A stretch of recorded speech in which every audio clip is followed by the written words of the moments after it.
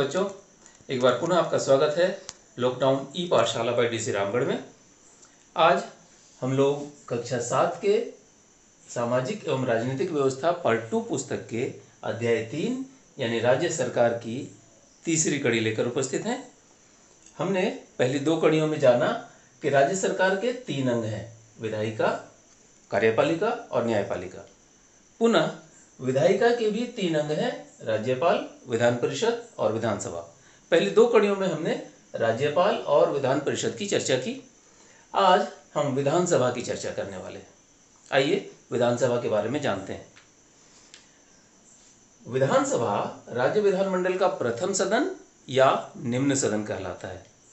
इसमें वोट की आयु हासिल कर चुके मतदाता अपना वोट देकर इसके सदस्यों का चुनाव करते हैं। संविधानतः यानी संविधान के द्वारा यह निश्चित किया गया कि विधानसभा में न्यूनतम 60 और अधिकतम 500 सदस्य किसी राज्य में हो सकते हैं। यह उसकी जनसंख्या के अनुसार तय किया जाता है। हालांकि इसके अपवाद हैं कि गोवा और मिजोरम में 40-40 सदस्य हैं और सिक्किम की विधानसभा में 32 सदस्य हैं। अन्य राज्यों में भी उसकी संख्या और आकार के अनुसार उसके विधानसभा के सदस्यों की संख्या निर्धारित की जाती है। विधानसभा का कार्यकाल 5 वर्षों के लिए संविधान के द्वारा तय है, किंतु विशेष परिस्थितियों में राज्यपाल 5 वर्ष के पूर्व भी विधानसभा को भंग कर सकते हैं। भंग करने के कई आधार हैं, जैसे अगर राज्य में संवैधानिक संकट खड़ा हो जाए, किसी दल का बहुमत ना रह जाए, तो ऐसी परिस्थितियों में राज्यपाल उस विधानसभा को भंग कर नए विधानसभा के लिए चुनाव की तैयारी करवाते हैं। आगे कि विधानसभा के क्षेत्रों का गठन कैसे होता है, तो यह समानता के सिद्धांत पर होता है। संविधान में यह तय किया गया कि एक राज्य में जितनी विधानसभाएं होंगी उसमें जनसंख्या का अनुपात लेकर विधानसभा क्षेत्रों का गठन किया जाता है। समय समय पर विधानसभा क्षेत्रों का पुनः सीमांकन भी होता है।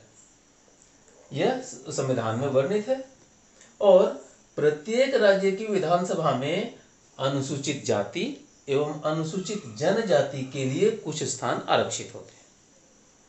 यह दबे कुचले या समाज की मुख्य धारा से पिछड़ गए लोगों को समाज के मुख्य धारा में ले आने के लिए, उनके उत्थान के लिए एक विशेष प्रावधान संविधान के द्वारा किया गया है। इसके साथ ही विधानसभा के सदस्य विधायक यानी member of legislative assembly, short में MLA कहे जाते हैं। विधानसभा सदस्य होने की योग्यताएं क्या हैं? आइए इसकी चर्चा करते हैं। पहली योग्यता है कि वह भारत का नागरिक हो। दूसरे, वह पागल, दिवालिया, देशद्रोही या सजा याफ्ता न हो। उसे कोर्ट के द्वारा 2 वर्ष से अधिक की सजा नहीं सुनाई गई हो और वह कम से कम 25 वर्ष की आयु पूरी कर चुका हो। 25 वर्ष से कम उम्र का व्यक्ति विधानसभा का चुनाव नहीं लड़ सकता। विधानसभा का चुनाव दलीय आधार पर होता है, यानी विभिन्न दल जो चुनाव आयोग के यहाँ पंजीकृत हैं वे चुनावों में अपने उम्मीदवार उतारते हैं और इस आधार पर चुनाव होता है। हालांकि निर्दलीय व्यक्ति भी चुनाव लड़ सकता है, इसका प्रावधान है। जब चुनाव हो जाते हैं तो विधानसभा में उसकी कुल संख्या के आधे से अधिक सदस्य जिस दल के चुनकर आते हैं उसे सरकार बनाने का अवसर दिया जाता है। कई बार ऐसा होता है जब राज्य में किसी भी दल को पूर्ण बहुमत नहीं मिलता, यानी आधे से अधिक सदस्य किसी एक दल के नहीं चुन कर आते, तब कई दलों के लोग आपस में मिलकर गठबंधन बनाते हैं और ऐसी सरकारों को गठबंधन की सरकार कहते हैं। अभी वर्तमान समय में भारत के कई राज्यों में गठबंधन की सरकारें हैं और इन प्रधानमंत्री नरेंद्र भाई मोदी के 2 वर्षों के कार्यकाल के पहले तो देश में भी लगातार गठबंधन की सरकारें बनती आ रही थी। तो या तो बहुमत एक दल को हासिल हो जाए तो उसकी सरकार बनती है, या फिर आधे से ज़्यादा सदस्य जिस गठबंधन को सपोर्ट करते हैं उसकी सरकार बनती है। जिस दल को बहुमत प्राप्त हो गया वह दल या गठबंधन अपना नेता चुनता है और वह नेता राज्यपाल के पास अपना दावा प्रस्तुत करता है।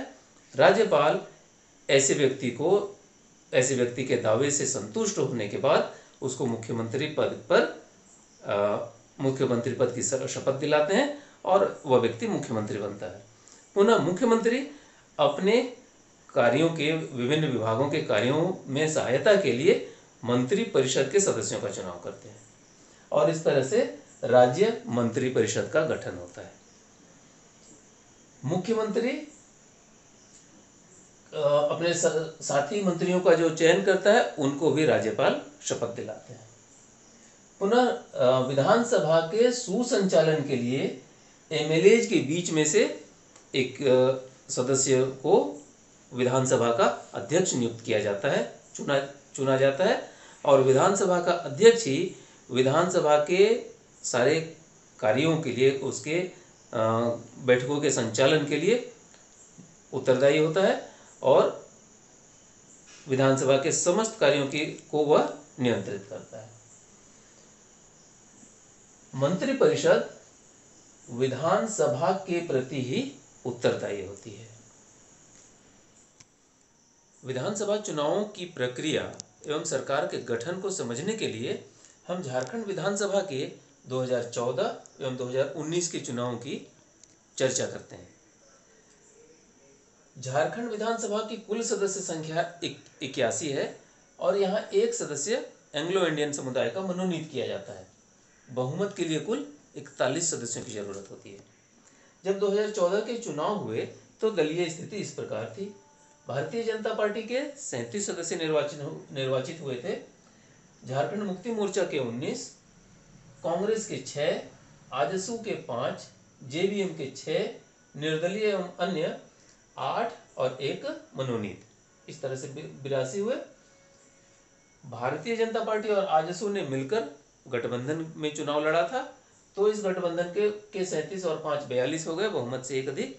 तो इस दल को सरकार बनाने का मौका मिला। एनडीए ने अपने दल का नेता तत्कालीन मुख्यमंत्री श्री रघुवर दास को चुना था, तो राज्यपाल ने संतुष्ट होने के बाद रघुवर दास को मुख्यमंत्री पद पर नियुक्त किया था और उस समय झारखंड मुक्ति मोर्चा विपक्ष की दल बनी थी। 2019 के चुनाव में स्थिति बदली। इस बार भारतीय जनता पार्टी को 26, झारखंड मुक्ति मोर्चा को 29, कांग्रेस को 17, आजसू के 3, जेवीएम के 3, निर्दलीय एवं अन्य 3 और 1 मनोनीत सदस्य हुए। इस बार एनडीए को बहुमत नहीं मिला। बहुमत मिला यूपीए गठबंधन को, जिसमें शामिल थे झारखंड मुक्ति मोर्चा, कांग्रेस और राष्ट्रीय जनता दल। इन तीनों दलों को मिलाकर 29 और 17 46 और एक आरजेडी का 47। इस तरीके से इस गठबंधन यानी यूपीए गठबंधन को बहुमत प्राप्त हुआ।